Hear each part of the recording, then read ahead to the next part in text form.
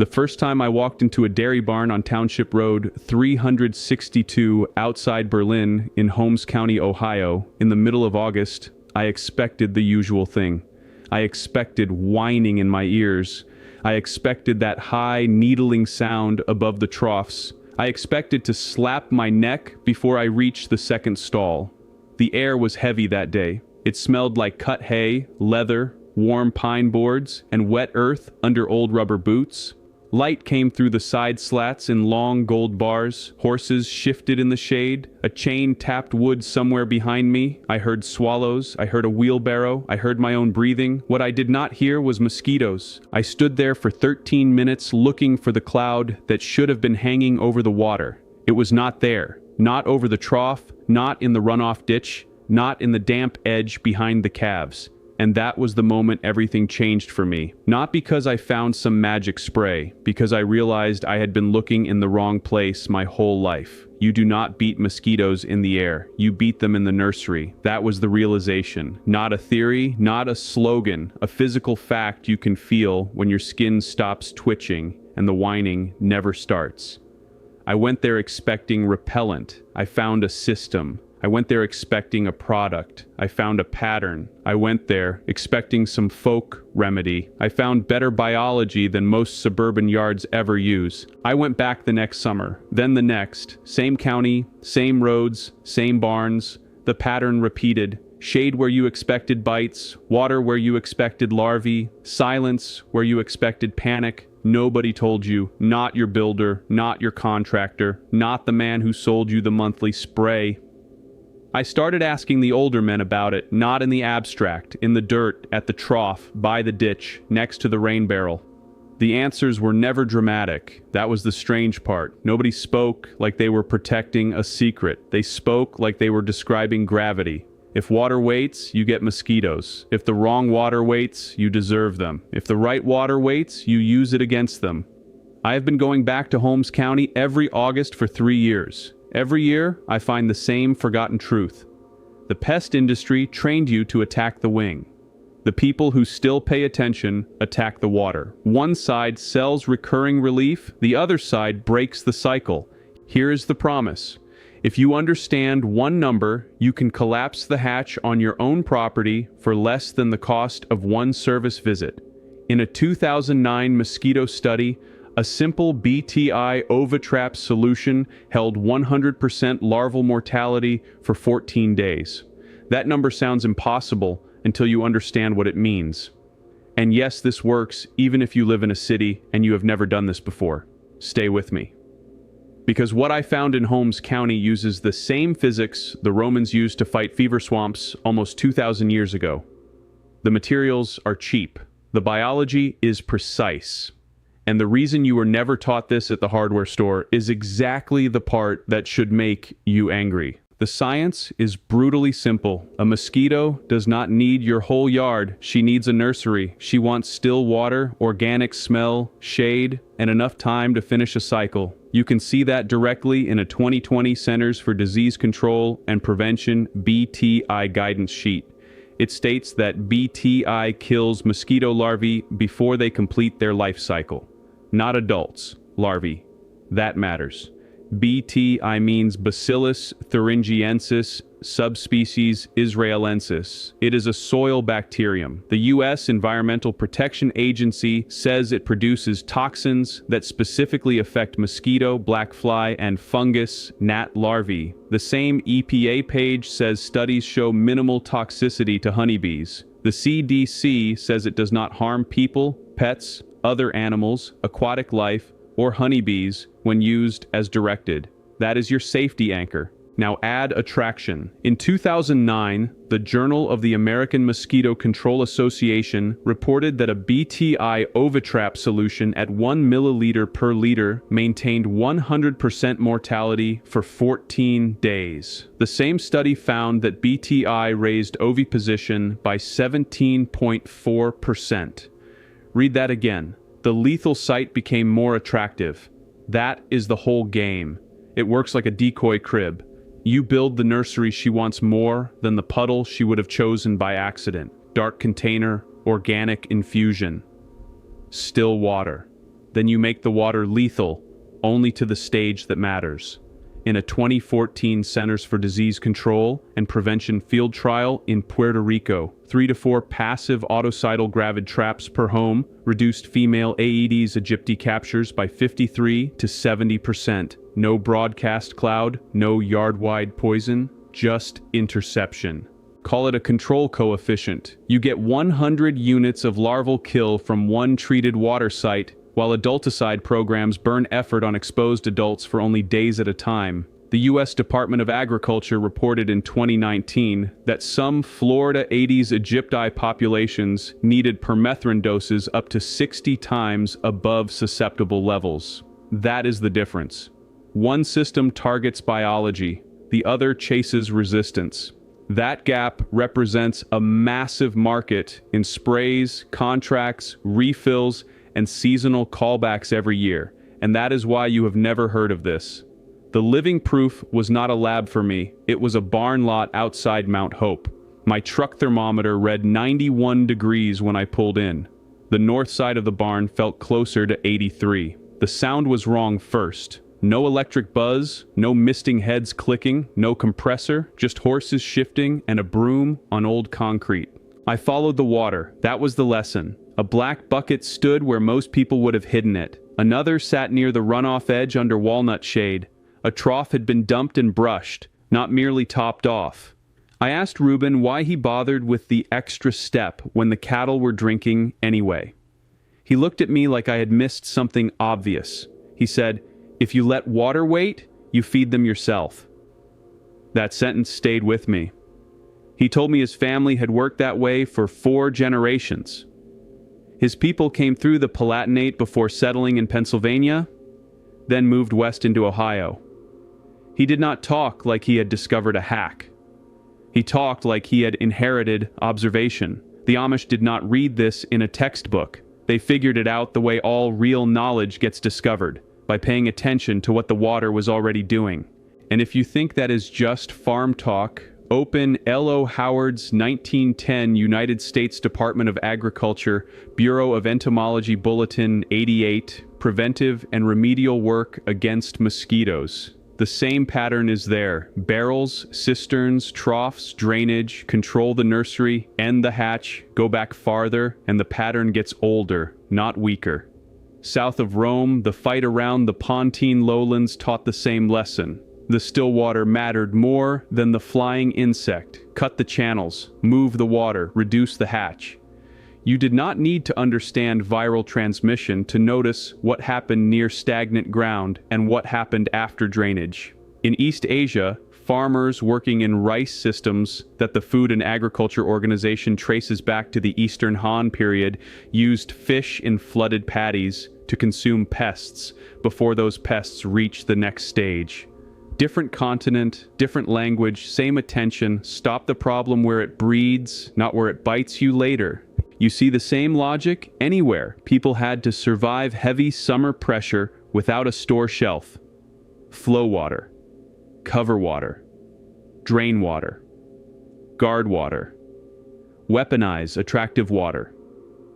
Every civilization that mastered summer insect pressure arrived at the same answer independently. The Amish never forgot. They carried it from the Palatinate to Pennsylvania and Ohio almost 290 years ago and kept building it because it worked and because they never needed anyone's permission to do what made sense. Now comes the part that should make you cold. In 1945, the War Production Board released DDT for civilian sale. J.R. Geigy had already patented the chemistry in 1940. A wartime weapon became a peacetime market overnight. The alternative it threatened was humiliatingly cheap. Drainage, covered water, brushed troughs, treated barrels, and larval control that cost pennies instead of recurring invoices. By 1951, DDT sales had risen from about $10 million in 1944 to over $110 million. Suppression did not need a conspiracy room, it needed paperwork. The American Mosquito Control Association's own history records that in 1941, to support mosquito news, Advertising was also actively solicited. Read the sentence slowly. Advertising was also actively solicited. Then, the field accelerated toward equipment. In 1947, the association issued a special bulletin called The Use of Aircraft in the Control of Mosquitoes. In 1952, Bulletin Number 2 appeared under Edward J. Knipling with the title Ground Equipment and Insecticides for Mosquito Control. Once the trade journal sells spray space and the manual teaches spray hardware, the old low-margin knowledge loses its sponsor. That is how it happened. Not by proving the old method failed, by building a professional culture around what could be packaged, advertised, procured, and repeated. L. O. Howard's 1910 USDA Bulletin treated source reduction as first principle. Post-war trade culture treated hardware and insecticides as the center of gravity. That knowledge never disappeared. It was filed away. It was waiting. Look at the Allies. Geigy had the chemistry and the patent position. Robert Glasgow edited Mosquito News when advertising became part of the model. Congress expanded the federal anti-mosquito mandate in 1947 and allocated $4.6 million to the newly empowered CDC malaria and mosquito effort. Product, publicity, procurement. You do not need a secret meeting when incentives already agree. An entire field of knowledge disappeared from public health habit, county practice, and homeowner culture. Not because it failed, because it wasn't profitable. And the continuation is still visible now. It's in its 2023 legislative priorities. The American Mosquito Control Association supported pesticide preemption in the Farm Bill, so local governments could not create their own pesticide bans. That same year, Open Secrets shows the American Chemistry Council spent $15.8 million on federal lobbying, and Crop Life America spent $1.535 million. The fight is still about preserving access, preserving volume, and preserving saleable control. The motive is obvious. If you solve your mosquito problem by intercepting breeding water in 6 black buckets, you are not booking recurring yard sprays at $110 a visit. You are not installing more hardware than you need. You are not training your yard to depend on seasonal fogging. The structural pest control industry in America generated $12.654 billion in service revenue in 2024. Every passive trap you build is one service unit that never gets sold. Now, if you already own a house and you're thinking this only applies to people with land, stay with me. Because this next part is specifically for you. You don't need to buy equipment. You need a yard, a drill, a bottle, a weekend. Start by walking your property at dusk, not noon. Mosquitoes tell the truth in low light. Find the shady edges that stay damp after rain and the corners where air barely moves. On a normal suburban lot, you want 6 stations for roughly 3,000 to 4,500 square feet. If your yard is tighter, 4 will still work. If it backs up to woods, use 8. Use black, HDPE 5-gallon buckets. Not clear, not white. Black. Studies on Aedes oviposition repeatedly show darker containers get chosen more often. Drill 2 3/16-inch overflow holes exactly 2 inches below the rim of each bucket. That sets the water line for heavy rain and keeps your infusion stable. Then cut a circle of 1/16-inch polypropylene screen or no-seam mesh for each opening and fasten it under the lid with stainless steel screws or zip ties. Inside each bucket, pour 2.5 gallons of water. Add 1 muslin cotton bag holding about 30 grams of dried hay or grass clippings. If you want a stronger draw, add 1 tablespoon of rabbit pellets or leaf mold. Let that steep for 48 hours before you set the traps out. The smell matters. That is the invitation. Then add 1/4 of an 8-gram Bacillus thuringiensis israelensis dunk to each bucket, or the label equivalent amount of BTI granules. BTI is not optional. Plain infusion water causes a live hatchery. Set each bucket on 2 bricks so the base stays dry and the rim sits about 1 inch above the soil. Put them 18 to 22 feet apart along the shade line and keep them 6 to 10 feet off places where you actually sit. I like one near the fence, one near the AC pad, one behind the garage corner, one by the compost edge, and one on the darkest side of the yard. Keep them at least 3 feet away from bee forage if you have mint, lavender, or clover patches, not because the BTI hurts bees, but because you do not need pollinator traffic around your stations. If you want a cleaner version, run a 1.25-inch Schedule 40 PVC sleeve through the lid as a service port. That lets you top off the water without removing the whole cover. Total material cost for 6 stations usually lands between $86 and $148. If you buy everything new and overbuild the lids, you are still under $210. Most people finish the first round in one Saturday morning. The second round takes 40 minutes.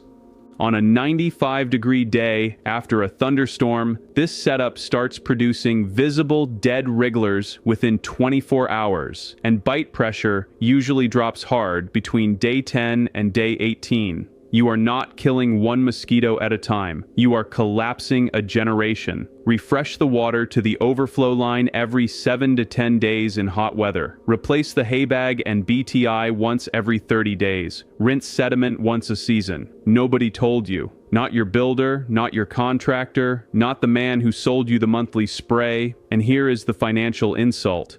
Your conventional control system costs $1,900 to $3,600 to install, $110 per month to keep serviced, and lasts 6 to 10 years before parts and plastic start heading toward a landfill. This costs $86 to $148 total. It lasts as long as the buckets do, which is usually 8 to 12 years. Your choice. Everything I've covered across this channel: passive root cellar airflow, lime wash walls without toxins, gravity-fed rainwater kitchen. I've put it all in one place, step by step, season by season, room by room, in the order the families actually use it. It does not have a name yet. The link is in the description, but stay here, because what Ruben built is the part nobody is talking about yet. If you're the kind of person who believes that real knowledge has been quietly pushed aside to protect someone else's profit, you already know what to do. Hit subscribe, not for me, for what comes next. Because this is not a channel. This is a quiet movement of people who have decided they're done being sold what they already own. I want to hear from you. Drop your state and the worst month for mosquitoes where you live in the comments. I read every single one. And your answers decide what we cover next. Next week, I'm going to show you what a 1946 farm bulletin reveals about keeping flies out of a summer outbuilding with nothing but burlap, hydrated lime, and pine tar. And the old document that proves the U.S. Department of Agriculture knew about it 80 years before anybody tried to sell it back to you. You are not going to want to miss that one.